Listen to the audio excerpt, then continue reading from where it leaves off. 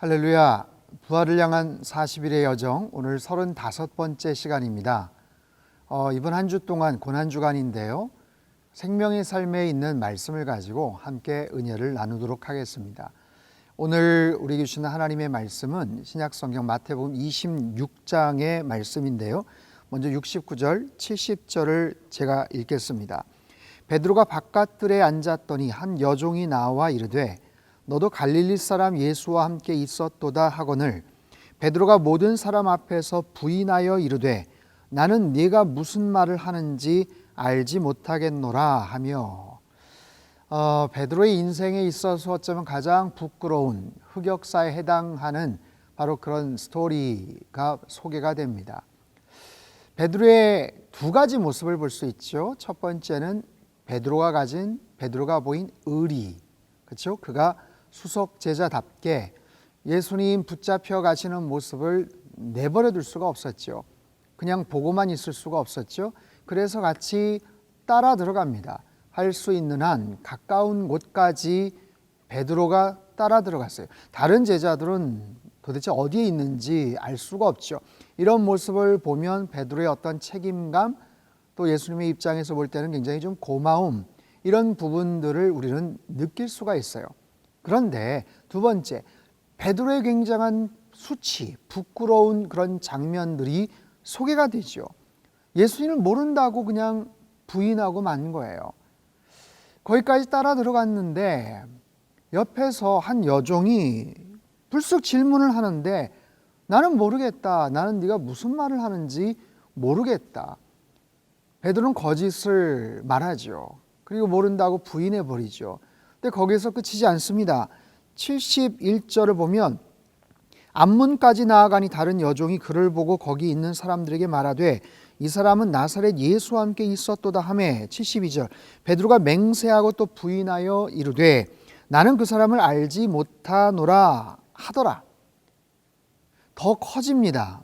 그리고 한 번 더 이루어지죠. 73절 조금 후에 곁에 섰던 사람들이 나와 베드로에게 이르되 너도 진실로 그 도당이라 네 말소리가 너를 표명한다 하거늘 74절 그가 저주하며 맹세하여 이르되 나는 그 사람을 알지 못하노라. 베드로가 왜 이랬을까요? 예수님 모른다고 그만 부인합니다. 거짓말을 하죠. 그리고 맹세합니다. 그리고 나중에는 저주까지 합니다. 그 사람을 저주하는 거예요. 그 인간 난 모른다니까 하면서 저주까지 합니다. 왜 이렇게까지 했을까요? 그의 마음속에 엄청난 두려움이 있었던 이유죠. 그는 두려움에 사로잡히고 말았습니다. 그러자 거짓말은 더 확장됐죠. 그 작은 어떻게 보면 실수, 과오, 이건 죄도 마찬가지인데 점점 더 커집니다. 이 확장성이 있죠. 베드로의 마음속에 있었던 감당하기 어려운 그 두려움. 안타까운 것은요, 엄청난 권력자가 베드로를 노려보면서 막 질문을 한 게 아니죠.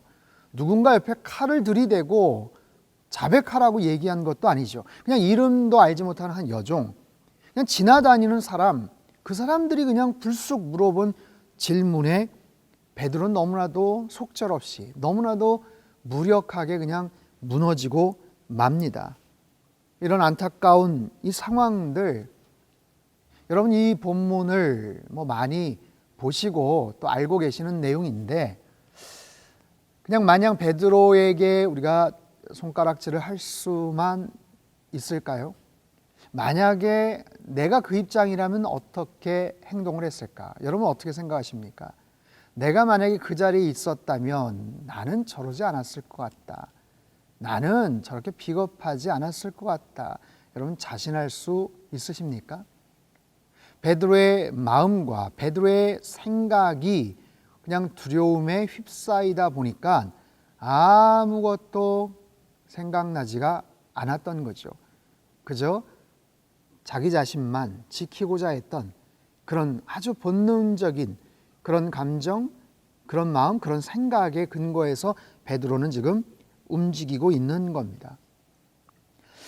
세 번째로 베드로가 나는 그 사람을 알지 못하노라 하니 곧 닭이 울더라. 곧 닭이 울더라. 즉시 닭이 울더라. 마치 큐사인이 딱 떨어진 것처럼 세 번째 부인하자마자 즉각적으로 닭이 울었다. 마치 옆에 무슨 소품 마냥 준비된 것처럼 세 번째 그의 부인하고 저주하고 맹세하는 소리가 들리자마자 그냥 즉각적으로 닭이 울었어요. 그리고 신기한 것은 75절 이에 베드로가 예수의 말씀에 닭 울기 전에 내가 세 번 나를 부인하리라 하심이 생각나서 밖에 나가서 심히 통곡하니라. 생각났다. 그제서야 생각났다. 뭐가요? 예수님의 말씀이 생각난 거예요. 예수님께서 하셨던 말씀이 그제서야 떠오른 거죠. 세 번 부인하는 동안에는 전혀 생각나지를 않았던 거예요. 주님의 말씀이 그제서야 생각이 났다. 자, 그러면 만약에 그 이전에 생각이 났더라면 베드로의 행동이 달라질 수 있다 없다? 아마 있었을 겁니다. 예수님께서 하신 말씀이 일찌감치 생각이 났더라면 내가 이래서는 안 되지, 이런 마음으로 이런 잘못된 행동을 해서는 안 되지 라고 아마 그렇게 처신을 하지 않았을까 싶어요. 여기서 굉장히 중요한 교훈을 우리는 엿볼 수가 있습니다. 뭐냐 하면 두려움을 이길 수 있는 것은 하나님의 말씀이다라는 거예요. 여러분, 하나님의 말씀이 나의 심령 가운데, 하나님의 말씀이 내 마음과 내 생각을 가득가득 채우고 장악할 때 모든 두려움과 근심, 걱정, 염려를 물리치게 되는 줄로 믿습니다. 우리가 처한 모든 상황들 속에서 베드로와 같은 그런 어처구니 없는 그런 실수, 그런 해프닝, 그런 죄된 모습들 얼마든지 가능합니다. 하지만 그런 부분들을 우리가 최대한 자제하기 위해서는, 최대한 그런 부분들을 막아서기 위해서는 하나님의 말씀으로 우리는 더욱더 무장해야 될 것입니다. 여러분, 베드로가 그 정도 실수를 했는데 우리도 자신할 수 없습니다. 인간은 연약한 존재예요. 그렇기 때문에 하나님의 은혜 가운데 살아가는 것이고 하나님의 말씀을 날마다 붙잡으며 살아갈 때만이 주님께서 원하시는 그런 진실한 인생의 길을 걸어가게 되는 줄로 믿습니다.